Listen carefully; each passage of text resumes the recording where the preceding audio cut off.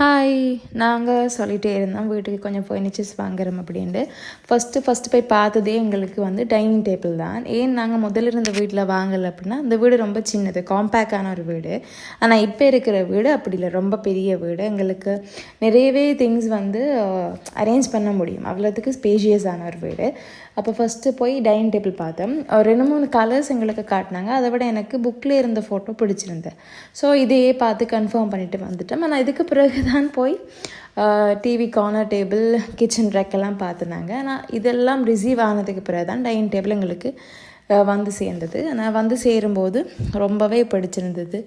அவ்வளோ சாட்டிஸ்ஃபேக்ஷனாக இருந்தால் ஒரு திங்ஸை வீட்டுக்கு வாங்கி அந்த திங்ஸை கொண்டு வீட்டில் வச்சு அந்த இடத்துல கொண்டு வச்சு பார்க்கும்போது தான் அந்த ஒரு ஃபினிஷிங் லுக், ஒரு திருப்தி கிடைக்கும். எனக்கு இது பார்த்ததுக்கப்புறம் அவ்வளோ சந்தோஷமாக இருந்துச்சு. சின்ன சின்ன சந்தோஷங்கள் ரொம்ப நல்லா இருக்கும் எனக்கு.